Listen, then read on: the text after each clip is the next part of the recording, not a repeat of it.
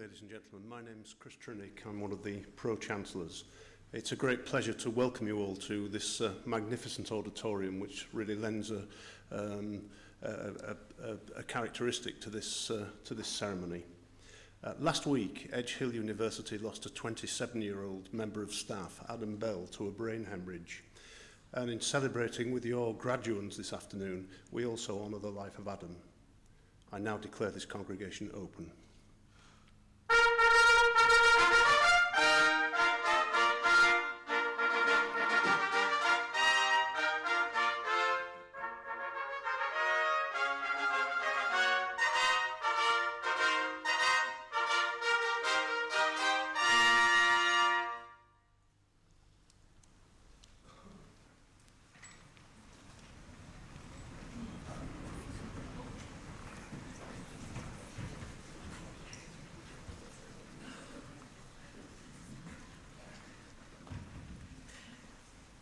Good afternoon, everybody. My name's Tanya Byron and I am Chancellor of Edge Hill University, which basically means I'm the Queen here. That's why I get to talk to you first, and I talk to you again at the end. So I am the most important person. It's really lovely to see you here today, and what a special occasion it is, and welcome to all of you who, if you behave, I will give you your degrees at the end of the ceremony. Pro-Chancellors, Vice-Chancellor, colleagues, graduands, family and friends, also my mother, my daughter, the wonderful Jennifer Saunders, and Jennifer's mother, welcome to you all for this wonderful, wonderful occasion.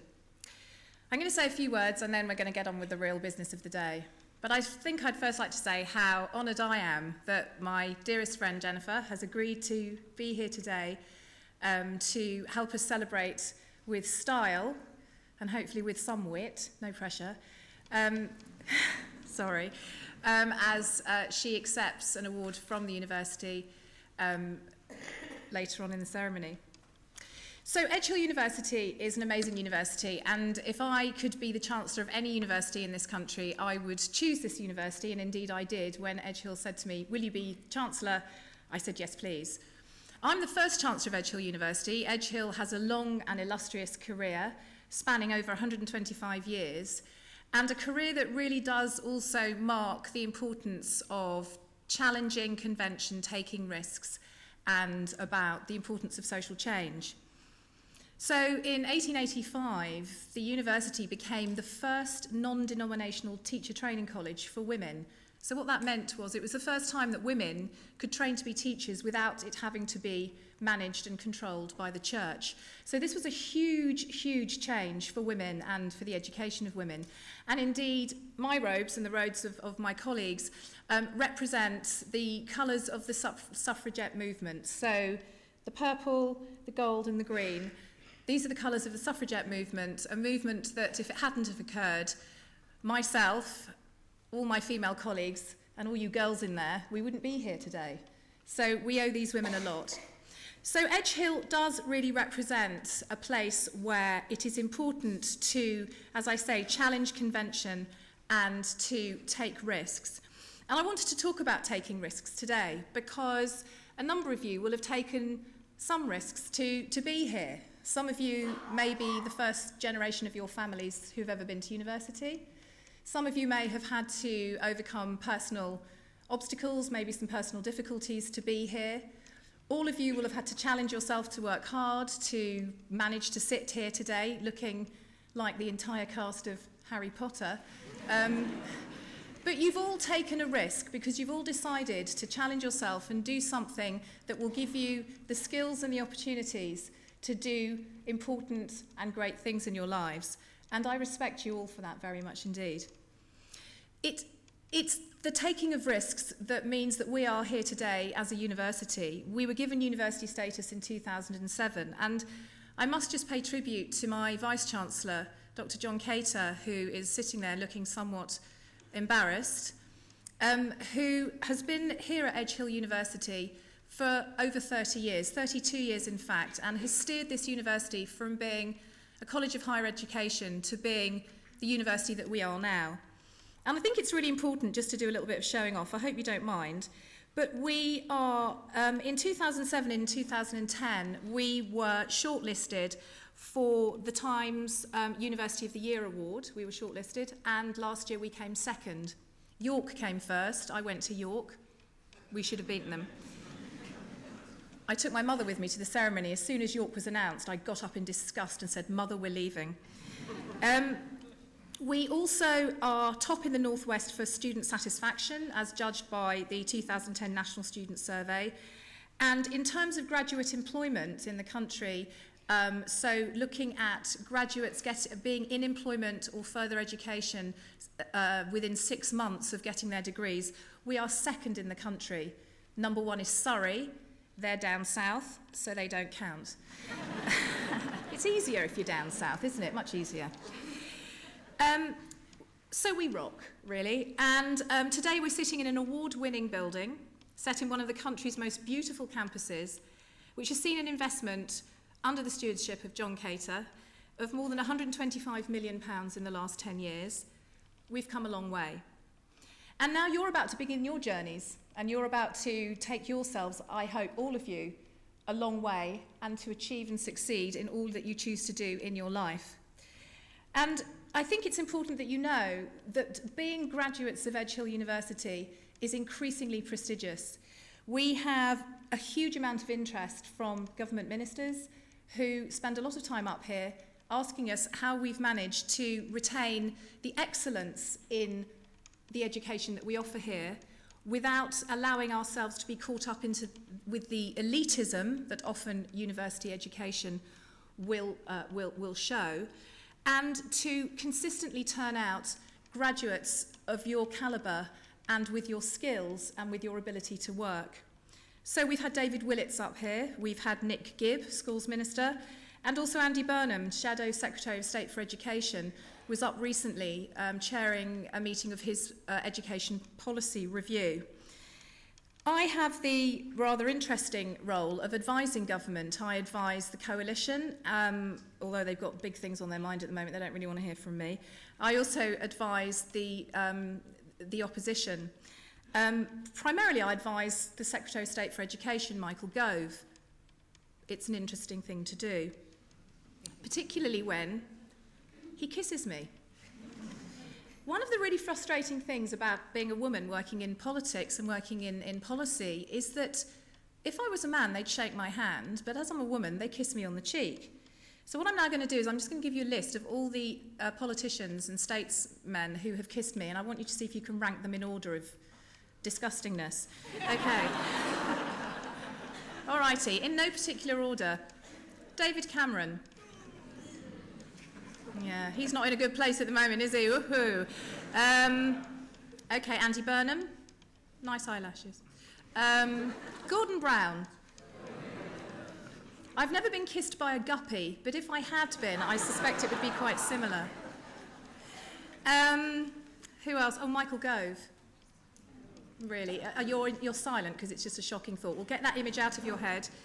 And there's one more. Who is it? Oh, yes, Barack Obama.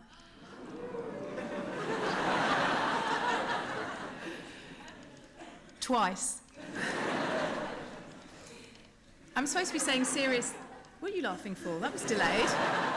Are you getting me sort of in a delayed way or something? I'm supposed to be saying serious, inspirational things to you, blah, blah, blah, have a good life, well done. So I'm going to tell you about being kissed by Barack Obama.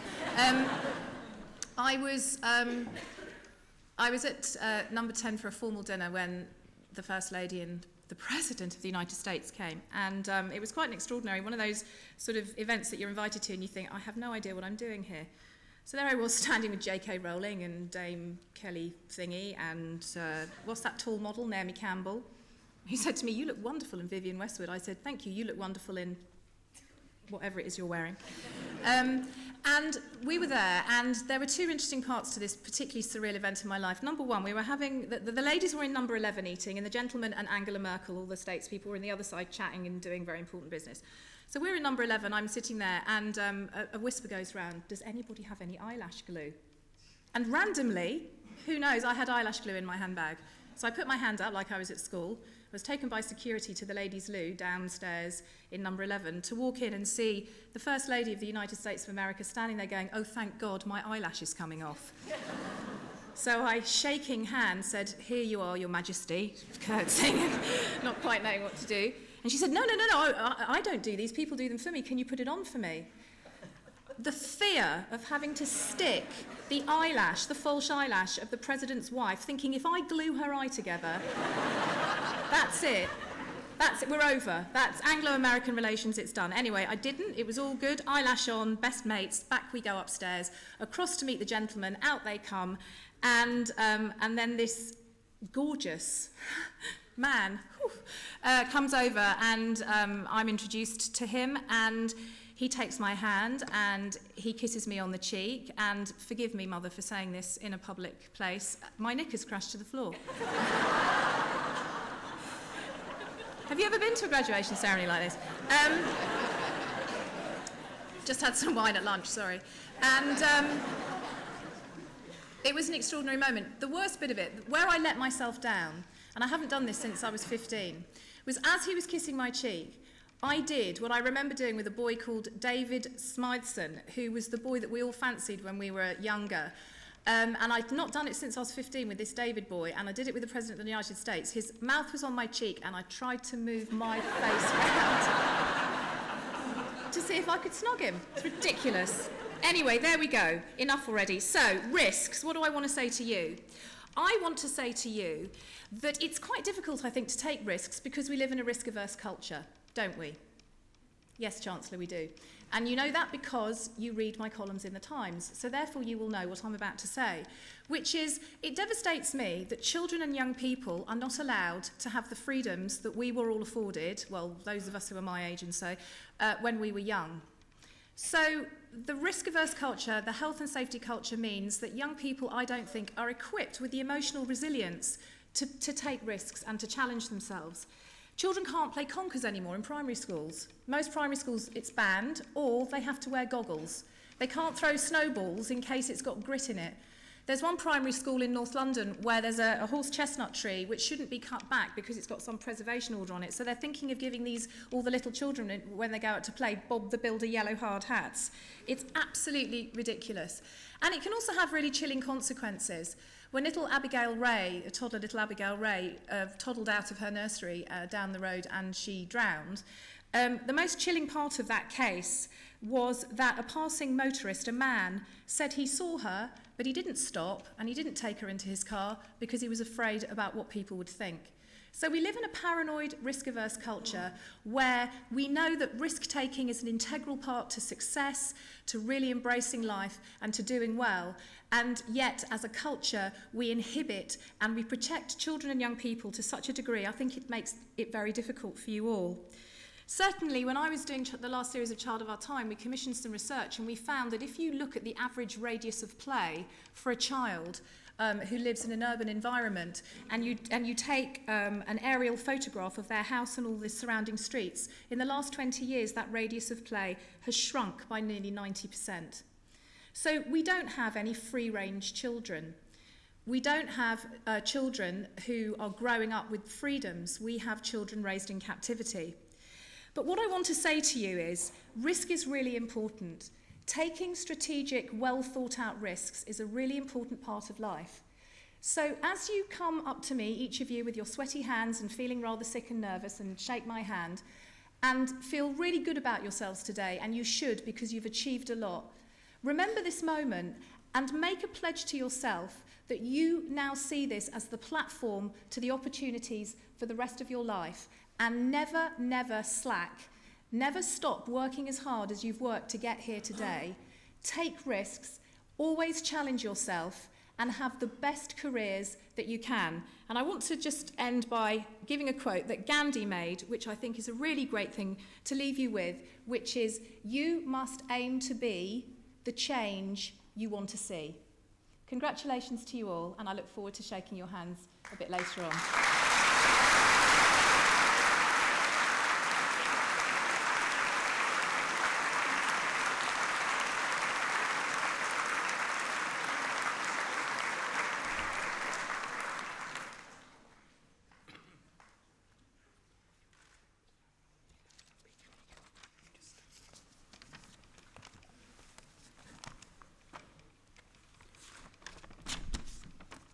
Chancellor, Pro-Chancellors, Vice-Chancellor, distinguished guests, colleagues, graduates, friends and family, and the mums. It's a hard act to follow. Thank you, Chancellor, for such a great introduction. But I'm here today, this afternoon. My name is David Law. I'm one of the Pro-Vice-Chancellors at the University. I'm here today to present to you, in I hope an amusing way, someone who is genuinely funny, Jennifer Saunders. It's a great personal pleasure and an honour for Edge Hill University to be presenting Jennifer today for her honorary doctorate. When I was asked to give this presentation, I didn't realise quite how much of a pleasure it would be to do the necessary work and research just to put a few ideas together. And I realised when I read the various things about Jennifer and looked at some of the things you can see on the web, isn't it wonderful now? Your past lies in the future forever. I realised that we have before us someone who is genuinely funny. And I realised that for most of my adult life, and I guess for many of you as well, you've been laughing out loud at the things that Jennifer has done and given to us. More than that, when I did a bit of research, I looked at Desert Island Discs, and you can find out the records that the castaways have taken. And would you believe that alongside Mozart and Wagner, there was Janis Joplin, there was Joni Mitchell, there was Elvis Costello. And I thought, when we share musical tastes like that, then there's something in common. Blondie's I Didn't Have the Nerve to Say No was her favourite selection. And I think that title celebrates your approach to your work. Always it's adventurous. Always it's pushing ahead.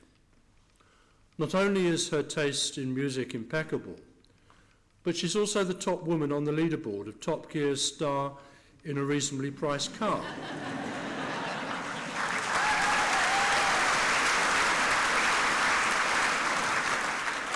She's well ahead of fellow comics like Alan Davis, Rob Brydon, and even Boris Johnson. Over the last 30 years, Jennifer has changed the way that audiences in this country and throughout the English-speaking world think about and react to funny women. Working as a part of a vanguard of female comics, Jennifer has helped to shift the public view of female figures from the object of comedic situations, perhaps epitomised by mother-in-law jokes, to becoming the subject, the protagonist, the leader of humour.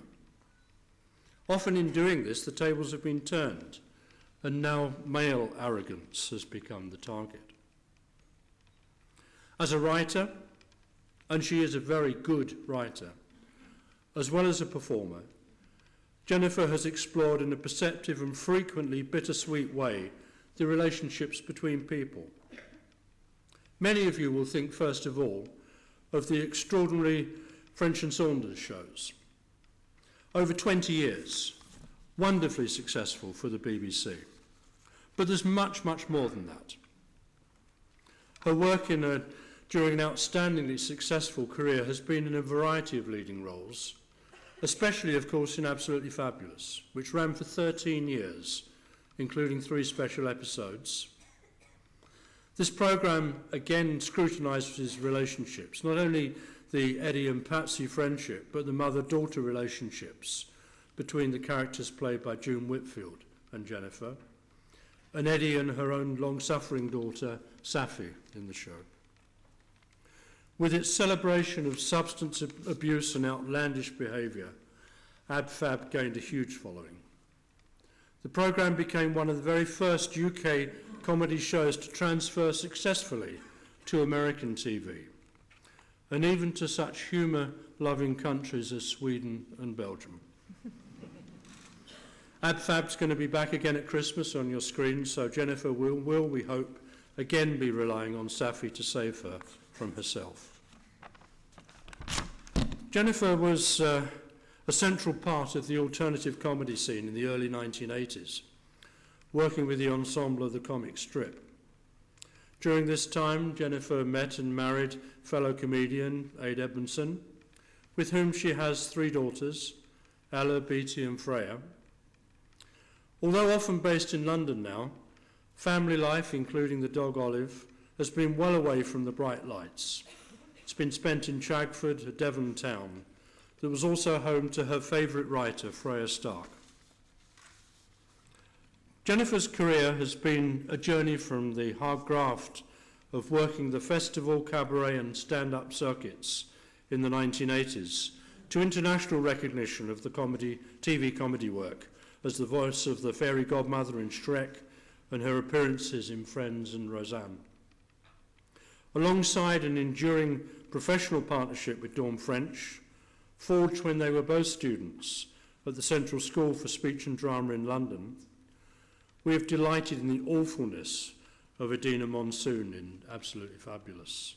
The ambitious and unscrupulous Vivian Vile, a former weather presenter, turned into a female Jeremy Kyle-style talk show host, and Carolyn Martin in Jam and Jerusalem, all co-written by Jennifer. The university is particularly pleased to honour Jennifer because the originator and co-writer for The Life and Times of Vivian Vile is our own Chancellor, Professor Tanya Byron.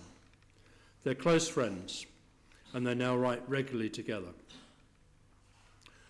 Although I hardly dare say it in a university which produces so many fine teachers, Jennifer found herself on a course that led to professional qualification as a drama teacher with not much commitment to that career. I understand that her mother filled in the application form, and that's something that perhaps we can verify later. Not something that ever happens here, of course. Jennifer's time at the Central School for Speech and Drama in London was clearly well spent. For one thing, she and Dawn met there and immediately disliked each other. They disliked each other so much that they continued to work together for many years to come, even sharing a flat in London after they left the college. In 2005, achieving a top 4 spot in a poll to identify the funniest women in the UK, Jennifer's always retained a healthy disregard for the pomp and circumstance of high society, and in many ways she's a private person, happier on a horse than performing to a camera. She's completely different from the overbearing and egocentric characters that she often plays on screen. Her extensive charitable work is undertaken quietly and without fuss. It seems that Jennifer's role in Shrek 2 was ideal for her, becoming a star in a major movie without ever having to go in front of a camera. Last year, and I hope you won't mind me saying this, Jennifer was treated for breast cancer. I hope you don't mind me speaking about this because I know you've been frank to the media about it, and the treatment, of course, was successful. With characteristic determination, not a little humour, Jennifer came through chemotherapy and surgery. As always, she wanted to keep private something which is a very private thing. Only when it became clear a year ago at Wimbledon, I think, that she was wearing a wig did the news become known. I mention it now because we wish you well and we celebrate your courage and determination. Although winning many accolades and awards, including 2 BAFTAs and an Emmy, Jennifer decided to decline the offer of an OBE in 2001. And that makes us doubly delighted that she's chosen to accept our honorary doctorate today. We hope that our students will be inspired by your many achievements. I'd like to conclude by quoting your favourite author, Freya Stark. Now, Freya Stark was an extraordinary travel writer who learned Arabic in order to really understand living in Beirut. In one of her essays, she said, "One can only really travel if one lets oneself go and takes what every place brings without trying to turn it into a healthy private pattern of one's own." What perhaps is most notable in Jennifer's work for the last quarter of a century is the eye of a traveller through life, an observer of excess and recklessness. Rarely have any of your characters turned to a healthy private pattern. And I'm sure that you'll join me in urging our new graduates to travel through life and take what every place brings. But please don't imitate Eddie from AbFab. Chancellor, on behalf of the University, I'm privileged and proud to recommend Jennifer Saunders for the award of an Honorary Doctor of Literature.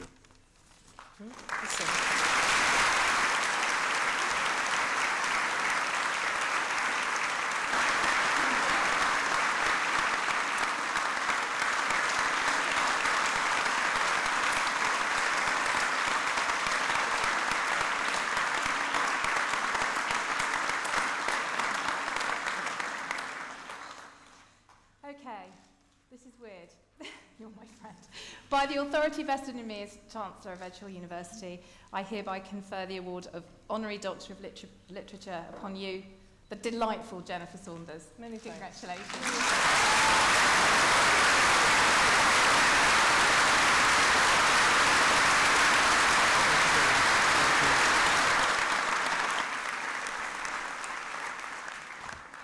Wow.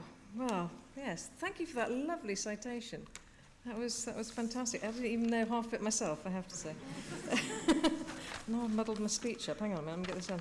I have prepared a speech. I don't normally do speeches, but I have prepared something. Actually, before I start speaking, I think nowadays it's customary just to say sorry before you say anything, isn't it?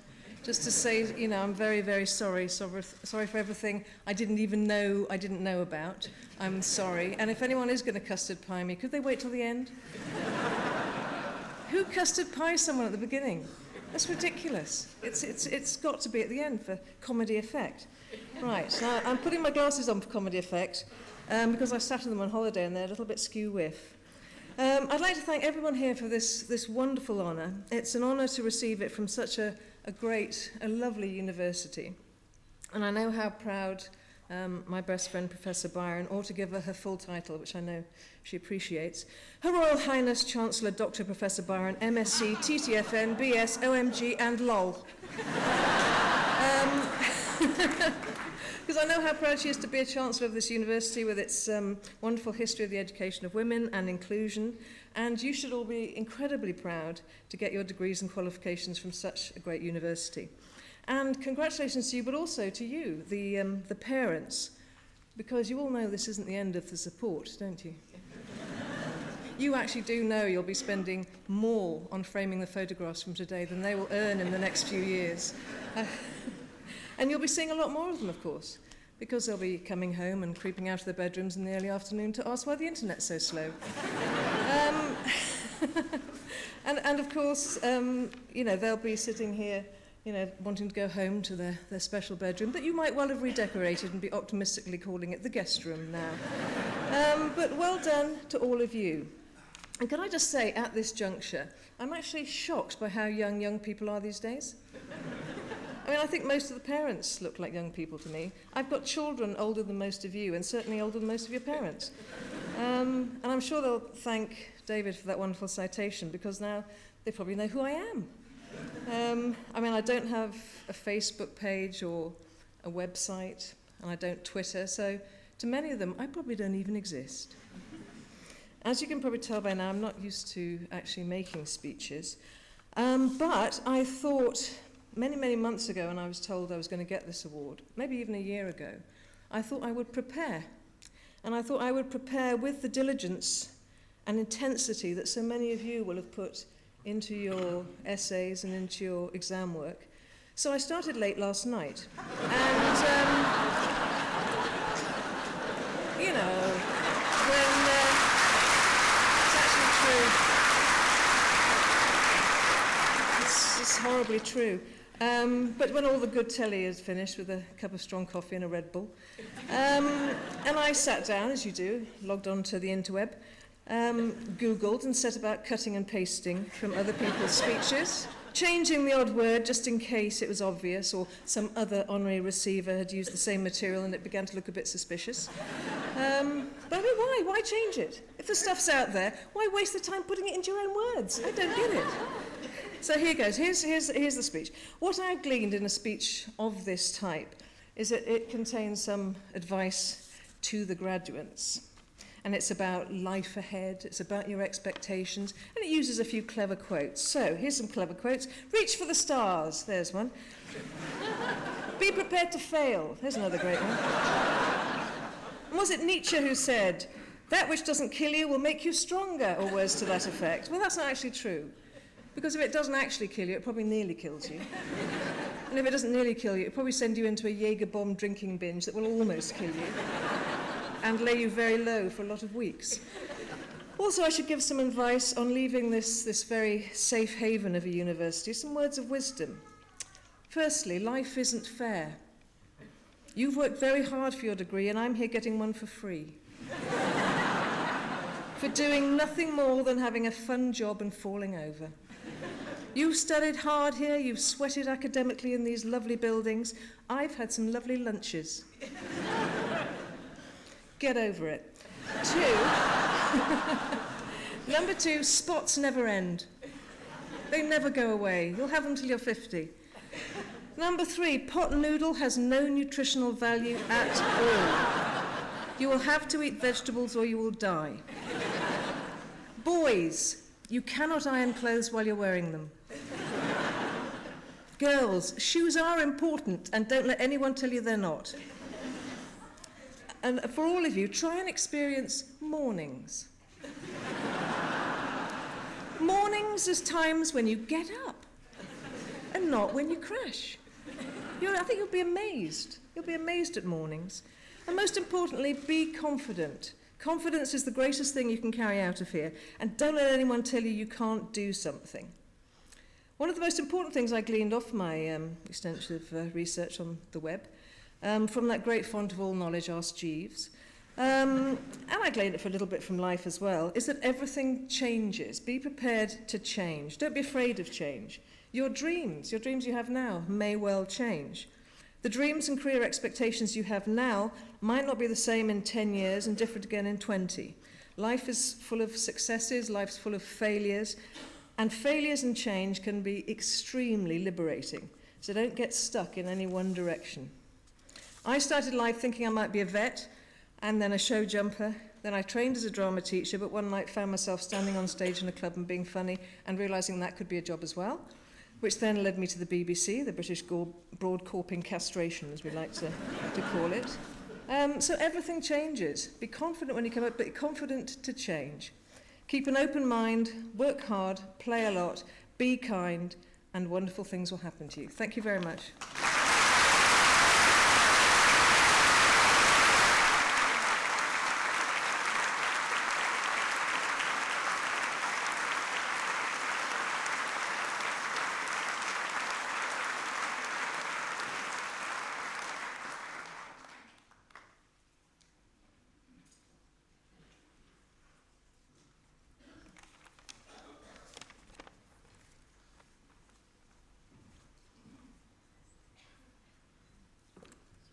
Chancellor, Edge Hill University has long had a strong reputation for the excellence of its teaching.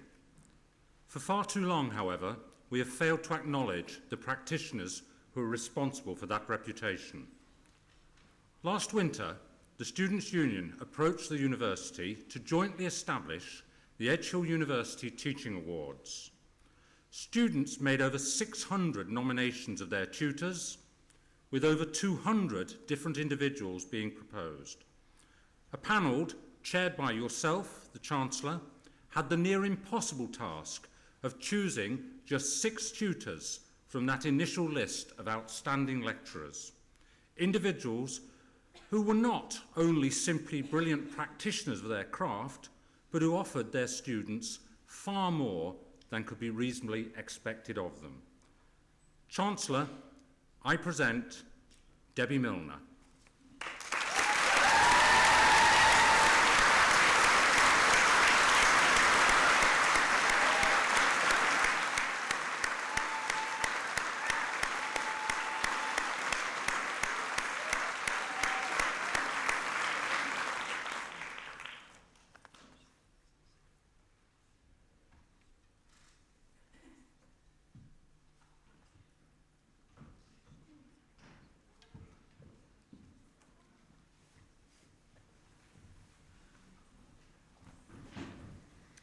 Chancellor, on behalf of the Academic Board, I present students from the Faculty of Arts and Sciences who are candidates for awards today. For the degree of Master of Arts in Making Performance, Amy Frances Mary Jane Brooks.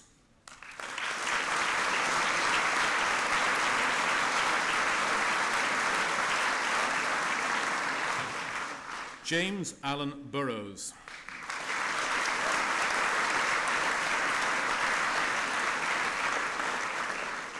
Madeline Hughes.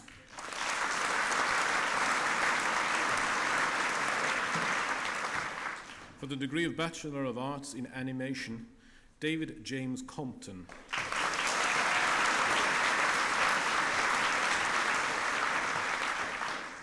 Sarah Ford.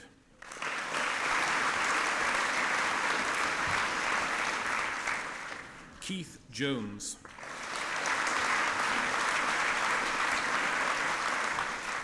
Lindsay Kendall.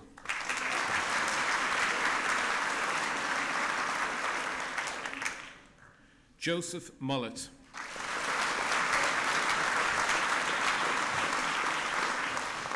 Stephen Sporn.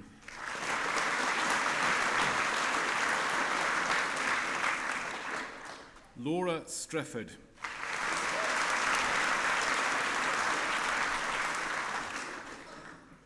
Kurt Andrew Tutty.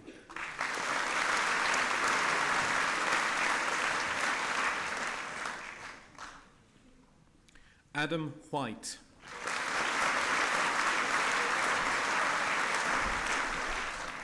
Liesl Whitehead.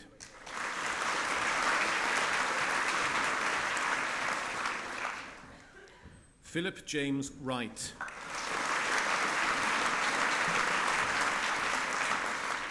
Marie Yusuf.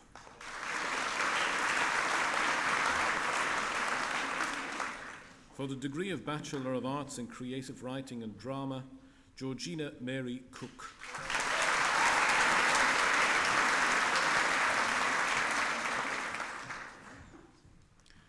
Mark David Parker.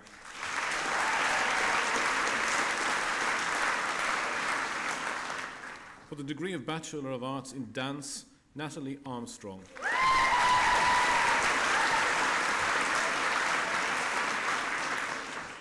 Sherelle Marie Ball.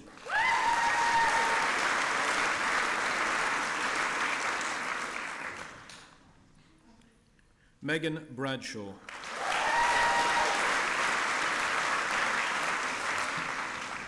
Nicola Clayton.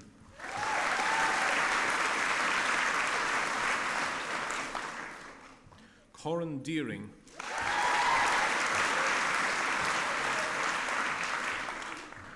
Rachel Elliott.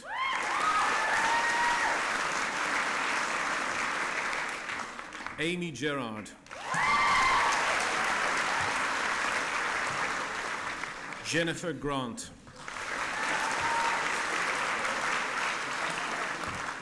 Helen Margaret Gregory.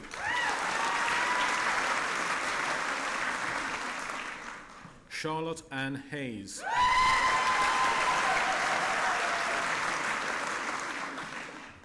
Sophie Alexandra Johnson.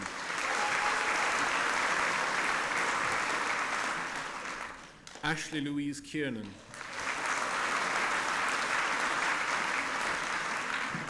Emma Rebecca Liu.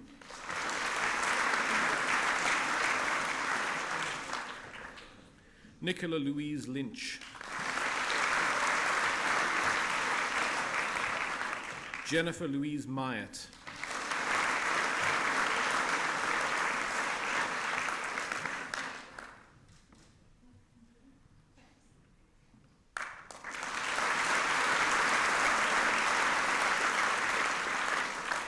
Danielle Padden.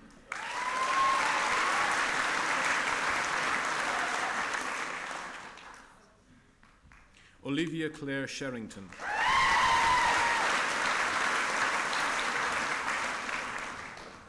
Amy Standish.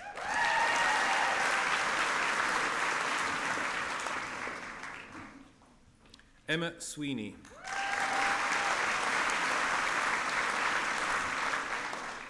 Rebecca Sweeney.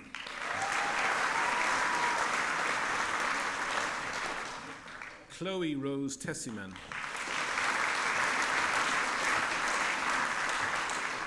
Holly Thompson.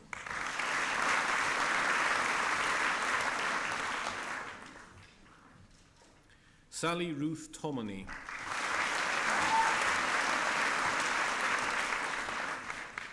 Cassie Valenti.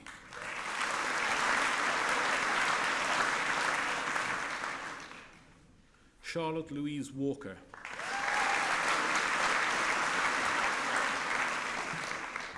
Rebecca Wilkes.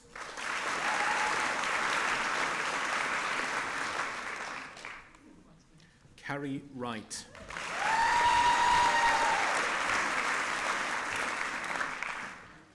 For the degree of Bachelor of Arts in Dance and Drama with Physical Theatres, Craig Booth.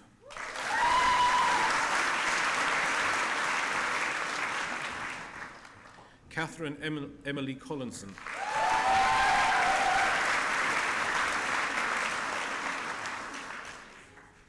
Melanie Claire Flanagan.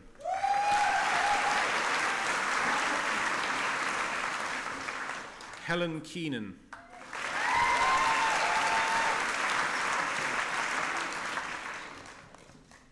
Amardeep Lal.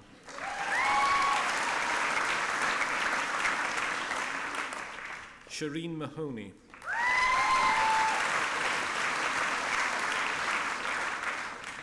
Charlotte Lucy Mellor.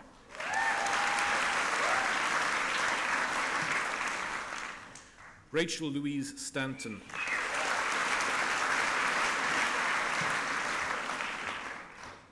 Sophie Louise Williams.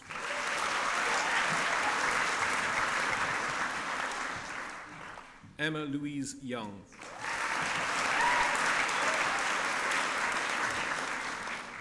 For the degree of Bachelor of Arts in Drama, David James Barker.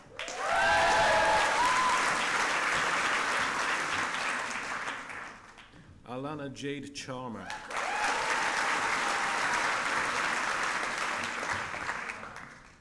Emily Criscully.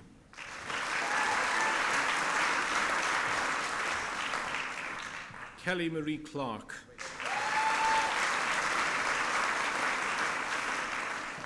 Jennifer Emily Coots.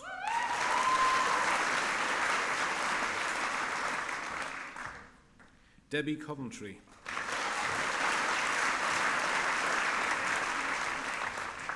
Rebecca Fletcher.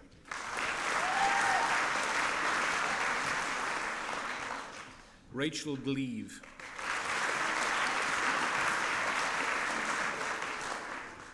Lee Godwin.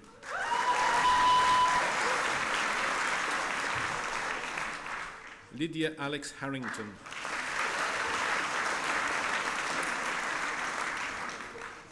Henrik Hjort.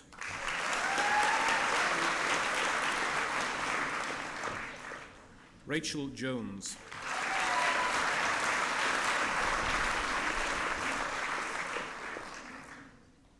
Carl Kingston.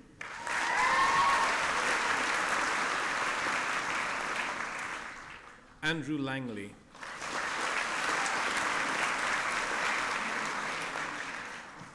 Nicholas James Lloyd.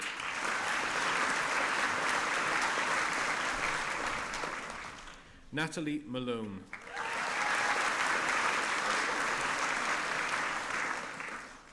Jenna Matthews.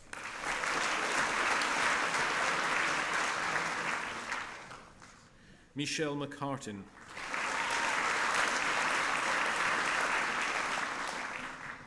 Lucy Elizabeth Miller.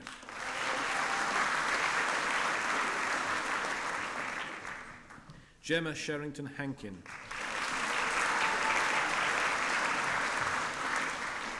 Kieran Sweeney.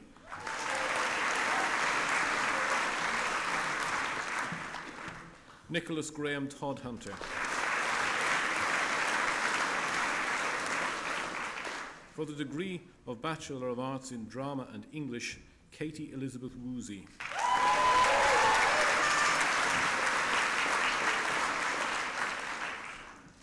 For the degree of Bachelor of Arts in Drama and English Language, Kerry Marie Baratinsky.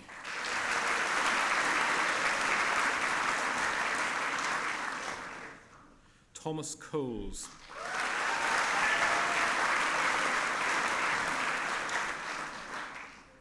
Simon John Cooper.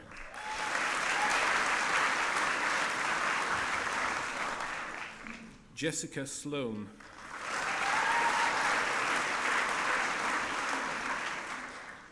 For the degree of Bachelor of Arts in Drama and Media, Alice Rachel Pape.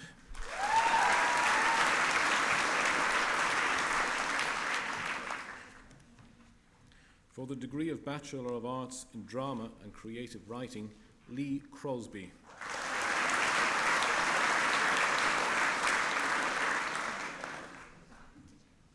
For the degree of Bachelor of Arts in Film and Television Production, Adam John Bradley.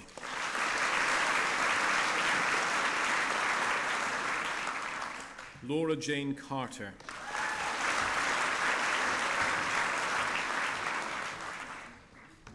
Thomas Michael Clayton.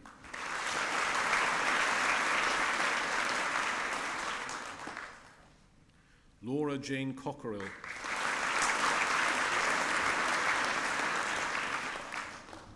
Elise Rebecca Cookson.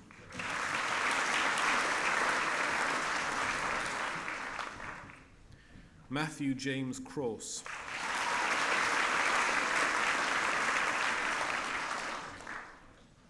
Patrick Davey.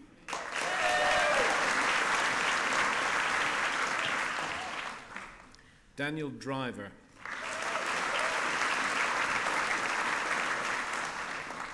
Thomas Clive Edwards.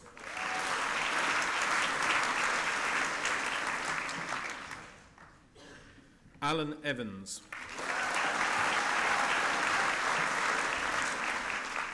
Daniel James Evans.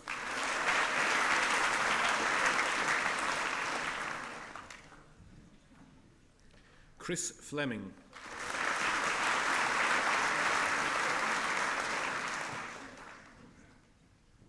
Claire Frankland.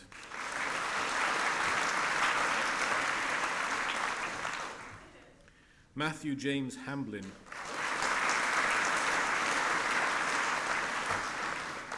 Emma Louise Hambridge.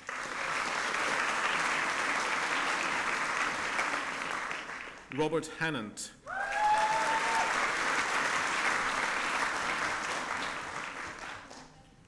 Bobby Johnson.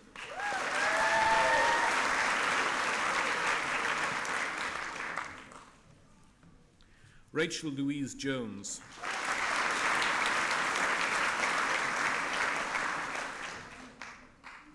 Samantha Louise Kearney.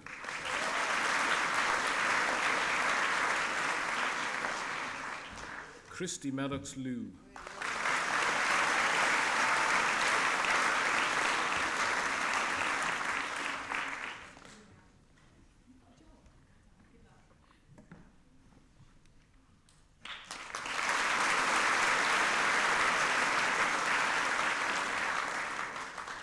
Adam Madalozo.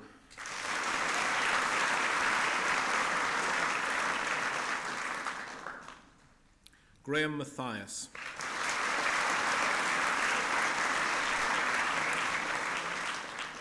Matthew David Mayer.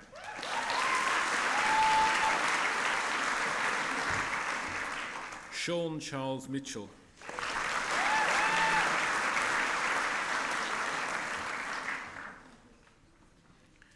Billy Moss.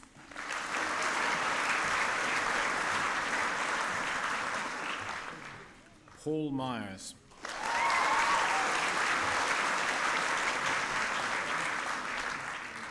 Stuart Rosethorne.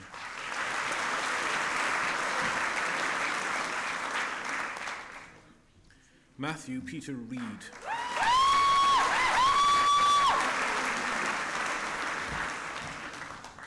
Amy Louise Richardson.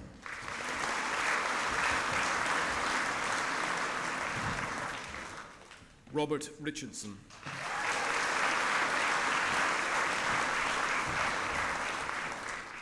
David John Sellers.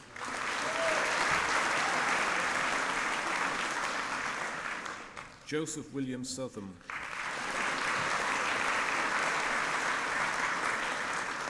Gary Mark Twine.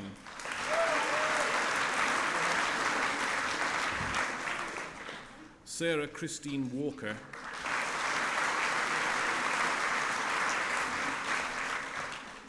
And Jacob Marcus Michael Ward.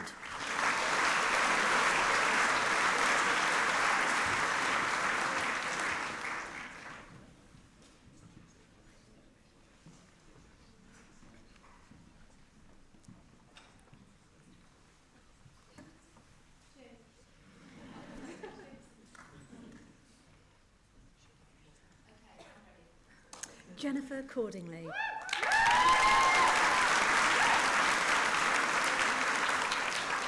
Mark Critchley.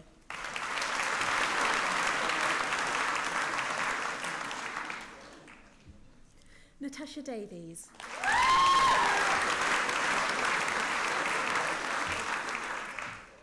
Lucy Victoria Grosvenor.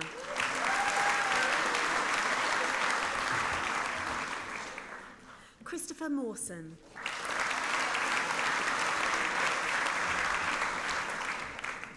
Katie Miller.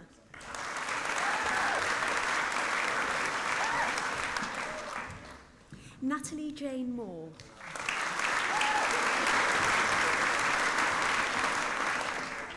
Faye Rose Jane Mulgrew.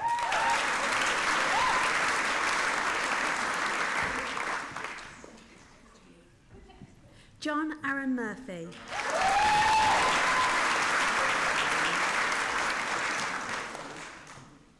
Jack Shaw.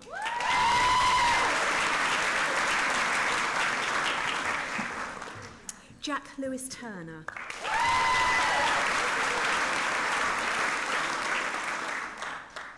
Robert Oliver Tyson.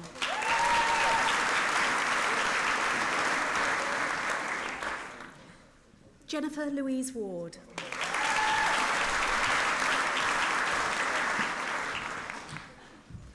For the degree of Bachelor of Arts in Media Advertising, Ivea Chin.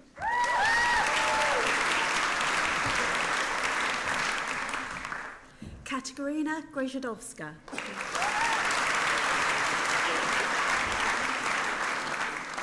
Jade Marie Hazelhurst. Sean Haydock.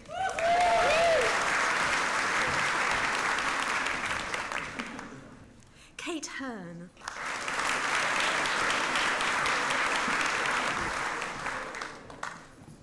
Samantha Ava Lundstrand.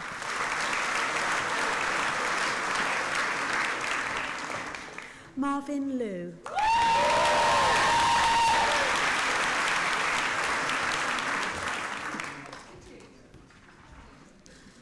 Hannah O'Rourke.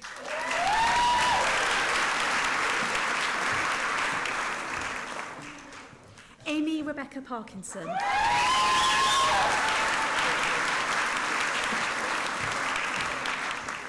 David Christopher Schofield.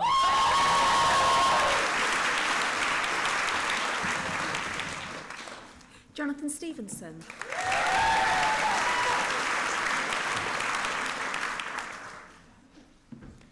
Anthony James Walsh.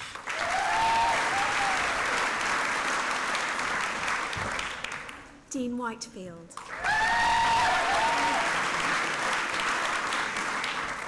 Thomas Worthington.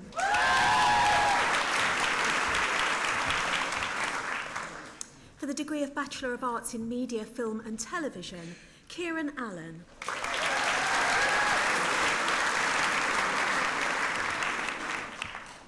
Helen Armstrong.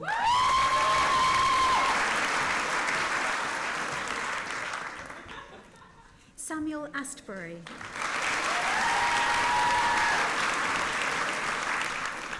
Jade Beer.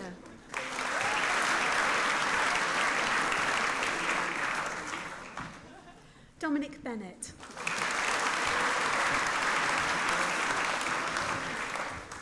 Lisa Bennett.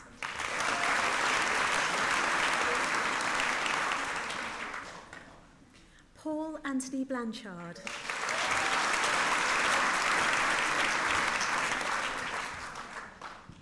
Catherine Bluer.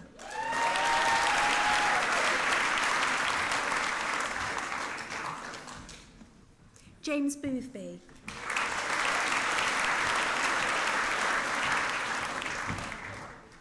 Christopher Robert Burke.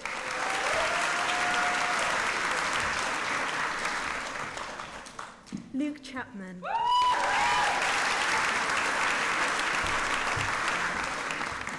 Philip Chapman.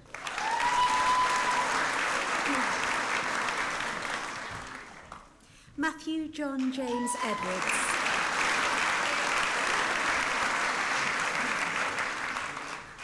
Kelly Freeman.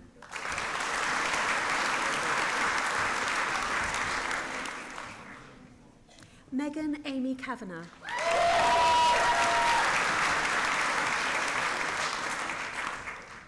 Martin James Keegan.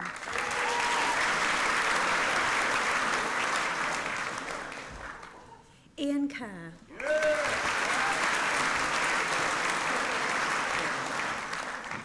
Mark Leyland.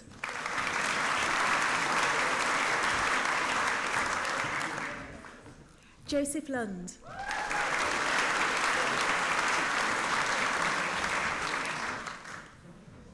Adam Carl Maidment.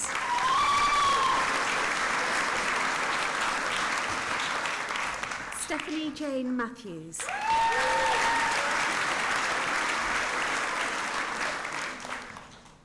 Richard McGregor.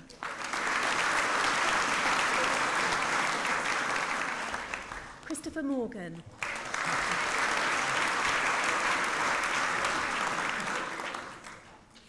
Graham Morris.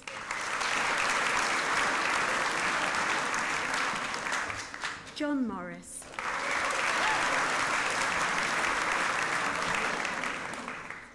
Ryan James Morton.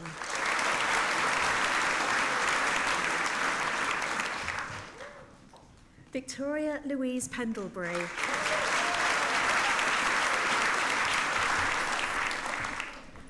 James Reynard.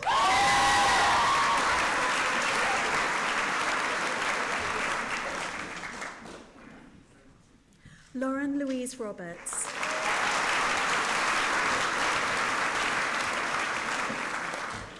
Chancellor, can I present Oliver Luke Rothwell, who is a Jesse Jackson Scholar?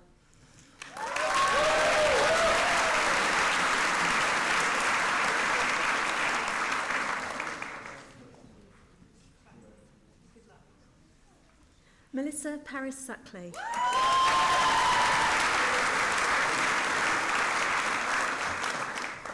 Thomas Moncrief Tracy.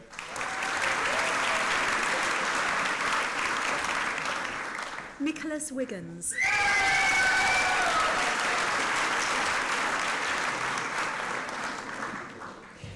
Jordan Wright.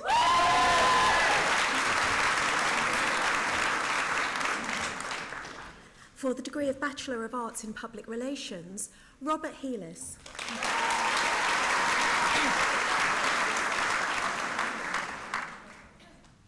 Bethan Eleanor Mackenzie.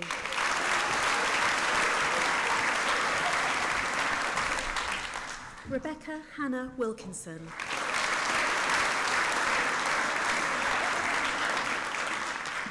For the degree of Bachelor of Arts in Television Production Management, Paul Stewart Evans.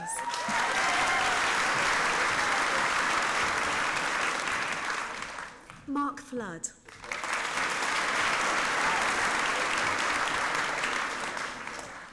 Chris Hayden.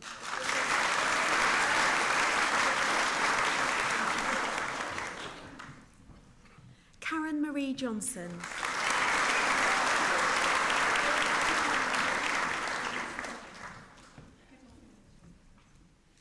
Emma Jane Mason.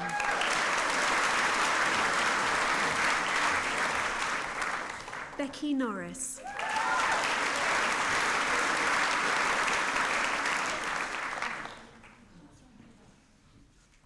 Faye Pritchard.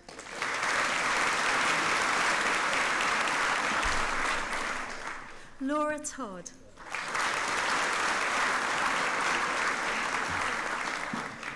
Yasmin Kate White.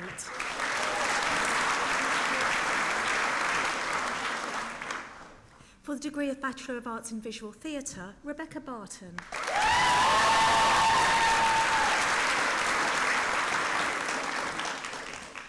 For the degree of Bachelor of Arts in Film and Television Production, Thomas Jack Dunster.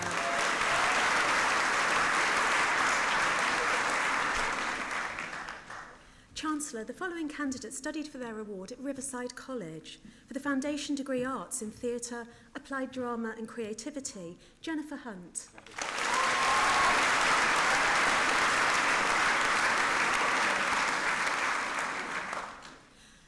For the degree of Bachelor of Arts in Film and Television Production, Rachel Biggie.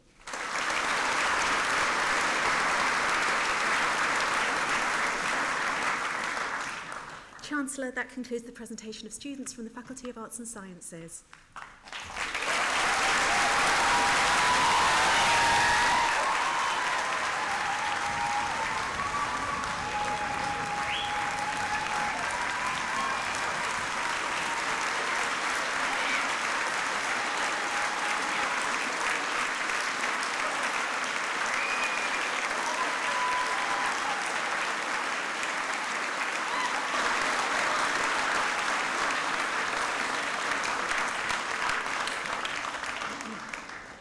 No, you've got to stay standing, because the thing you don't know is you don't actually have your degrees yet.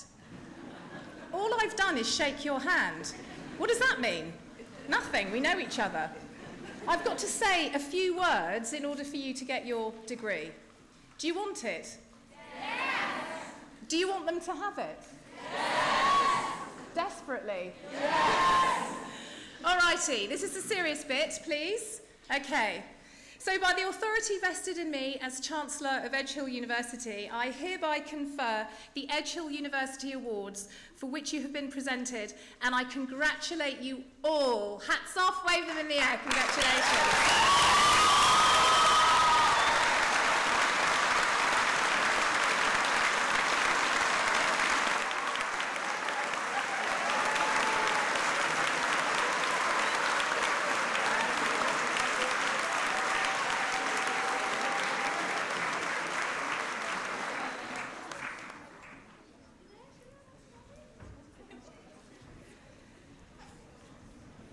Gosh, phew. Are you relieved?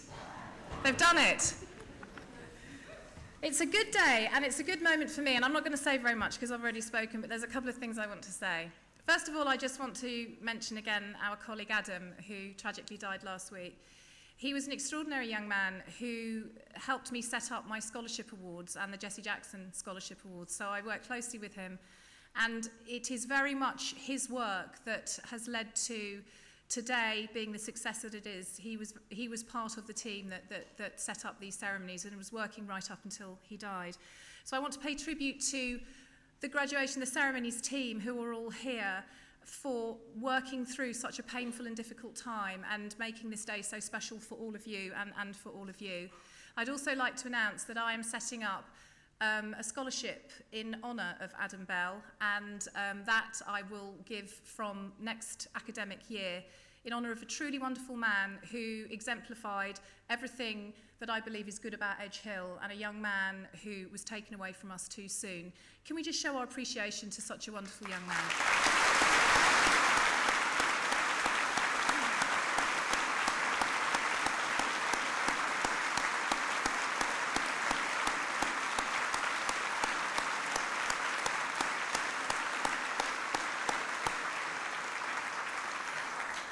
It's a real privilege shaking hands, except they are often quite sweaty, but you'll be pleased to know I have hand sanitizer gel for emergency use after the ceremony.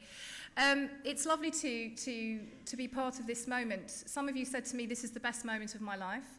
Some of you said to me, this is really overwhelming. A lot of you said, I can't believe I've done this.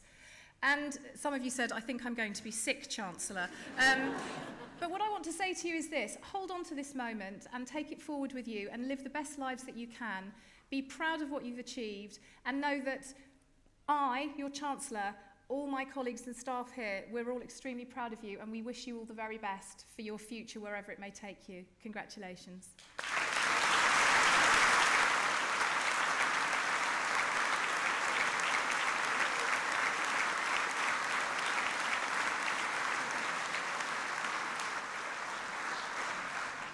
Ladies and gentlemen, with a song for the Edgehill graduating class of 2011, Will you please welcome Miss Sarah Lenny?